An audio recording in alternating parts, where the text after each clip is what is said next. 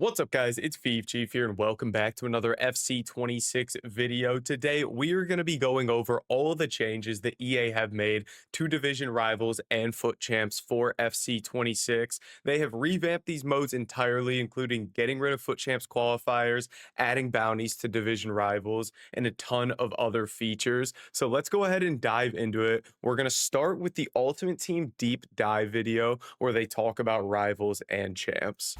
We've also made big changes to Rivals and Champs based on your feedback. Bounties are the first huge addition to Rivals. One-game objectives that pop up every few matches and give you a chance at immediate rewards. Complete the challenge and you'll earn weekly reward points, accelerated progress, season pass points, or even packs. Bounties won't always be about the win, with challenges like score the first goal giving you a chance to earn rewards regardless of the match result. Checkpoints have also been improved to help players who felt stuck in difficult divisions, with the addition of limited checkpoints, which allow relegation after a set number of losses. We heard your feedback, and Champions playoffs are no more. In FC26, you'll qualify for Champions directly by reaching a high enough division and earning Champions qualification points. And for those lower division players, we're introducing challenges. Like a second tier of champions that allows people of different skill levels to experience the thrill of Weekend League. But don't worry, champions will still be the pinnacle, with stiffer competition and better rewards. We're building on our improvements in FC25 regarding... All right, so that is everything on Rivals and Champs. And here, a couple of these still shots I wanted to take a look at, like the Rivals Bounties one here. Let's turn these closed captions off. So what do they have here? Reach Division 8 and earn 15 points to earn this reward. So okay, so this is like your actual rewards here. Your bounty on the right here for this game, it's a dual bounty, which again means the person you're playing has the exact same objective as you. So score first to take the bounty and earn a premium gold pack. So I really like those. It just kind of adds another, like, you could just play Rivals and accumulate rewards as you go rather than like getting everything at the end of the week. They adjusted checkpoints as well, as they mentioned. I don't know how much of an issue this really was, but for people that kind of got pinned in higher divisions and then couldn't go back down, I guess it's a good thing, but I don't think that's too much of a change there. And then they got rid of Champs playoffs again. So based on your Rivals division, you'll get these qualification points. And if you're, say, Division 5 and higher and you get your qualification points, you're right into FUT Champs. It's all based off of what Rivals division you're in. There's no qualifiers, no tournament, anything like that, which I really, really like. So let's dive into the pitch notes here, because these go a little bit more in depth on all this, and we'll be able to get as much information as possible. So let's start with this Rivals revamp here. Our focus in FC26 is bringing more fan requested changes to FUT. These were the key themes that had emerged previously. Seems like there's too many matches to play, especially if you're aiming for top ranked rewards. For Rivals specifically, this was a problem at the beginning of FC25.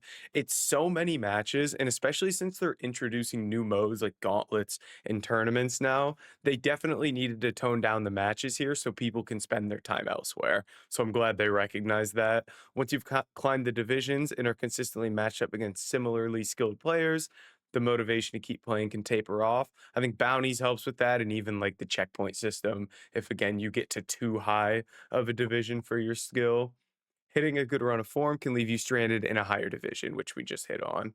So a lot there. They didn't really give us much information on how many matches and what the rewards are going to look like, but they do mention that in the launch update pitch notes, we'll get more info on that. I'm interested to see how many matches they think is appropriate to get the highest level of rewards. All right, next up here, we have bounties, which are randomly triggered challenges. It seemed like in some of the interviews that I saw with Jamie, FUT Economist, and then Richard, it's going to be somewhere around like every 3 games. They don't want it to be all the time. They want these to feel special, but they don't need to be like super rare. So I think these are really, really cool random objectives that pop up for your next Rivals match. And there's going to be a ton of different rewards here from rivals points, champs qualification points, coins, packs, XP, tons and tons of stuff there, which is very, very cool. And I like that it's all not just like win the game. It's like score first, score last, keep a clean sheet. I love to see things like score a header or like random things like that that make people play the game differently. They just approach their rivals game different than, oh, I got to go get a win so I get my rewards at the end of the week. So I think that would be really, really cool. And on these bounties as well, they mention specific bounties that are called duels, which is where you get the exact same objective as your opponent, and only one of you can win. So if the objective is score the first goal in your next match, obviously you and your opponent, only one person can score the first goal. Only one person is walking away with that pack reward or that XP, whatever it might be for that bounty. I really, really like this. I think it's going to be super cool. And then limited checkpoints here. Again, the checkpoint system, let me know in the comments if it's something that you guys have had a problem with in the past. I don't think it's something that was a major issue, but they must have gotten a lot of feedback on it if they are changing it. So, limited checkpoints are a new form of breakable checkpoint that tracks losses and enables relegation once broken. You'll see how many losses remain when selecting the limited checkpoint, and the number of losses before it breaks and can be different between each checkpoint. So if you're just racking up losses at a specific checkpoint, eventually it will relegate you. These checkpoints are intended to help prevent players from getting stuck outside of their skill equilibrium for long periods of time and will reset at the beginning of each rival season. Fantastic. Love it. And they have this little green flag indicator for them. All right, I can get behind that. Champions and challengers. This is what I'm very interested in because when you have these two modes where one is like the higher tier players and one is the lower tier players, one of the main things that you have to get right is that you don't have the better players just like smurfing and relegating themselves into the easier mode because it's just less stress and you still get decent rewards. So that's going to be an important one for them to get right. But at times, qualifying for champions through playoffs was a tougher competition than champions itself, while for our most skilled players, it was an extra skill check each week.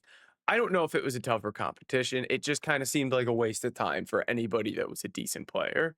In response to feedback around the number of required matches, playoffs have been removed in FC 26 and no longer part of Champions. This is an interesting one for me. I'd like to hear what you guys said. I loved kind of like early in the years the idea of I need to qualify for this first foot champs or I need to win this daily knockout so I can get into champs. It had some like urgency around it, which was fun. But instead, you'll qualify directly for champions by reaching a specific rivals division and collecting champions qualification points. So if you're in X high enough division and throughout the week you've gotten enough points from playing and winning matches, you'll just go directly into foot champs, which is nice and convenient. We'll have more details on the exact rivals division to qualify for champions in the foot launch update pitch notes closer to launch. I'm very excited for those pitch notes because it seems like we're going to get a lot of like the final pieces that we need to know. And something that I would note here that a lot of people I think has kind of gone under the radar is this champ screen that they gave us here. Number one, there's 15 different ranks here, which means every single win, there's going to be a different rank, which was not the case in FC 25. So that's super nice. They have this performance thing here, which I can't. When was the last time they had like a wins and losses counter on the foot champs thing? Like it seems like something that's so simple and was just never there. So there's that, and they actually have the entry requirements here, so you can see what division you have to be in, the how many points you are away from getting to champs, and the rewards for that rank. So I'm really excited about this different rank for each amount of wins. It looks like they have like a platinum 1 through 5, and then a gold 1 through 5, and then like a bronze 1 through 5 type thing going here. So it's not just rank 15 to rank 1, which I really like as well. So I'm super excited about this new champ setup. And then we have challengers here. For players outside the top divisions, we've added challengers, a new tier of champions with its own format and rewards. So, own format as well is worth mentioning because in some of the interviews we've seen with some EA development guys, they have mentioned that Challengers is going to be less games. So, maybe instead of 15 games, Challengers is just like 5 to 10 games or whatever it may be. Let's see, complete, and you might just have to like complete an objective group and then you can go right in or whatever. So that's interesting. Again, they really need to strike the balance of challengers not being worth it at all for those better players that are able to qualify for champs. But I'm super excited about this. Let me know your guys' thoughts on this whole rivals and champs revamp. I think there's a lot of positives out of this, and I honestly don't really see that many negatives. But guys, that is going to be it for this video. If you did enjoy it, make sure to like, comment, and subscribe, and I'll catch you in the next video.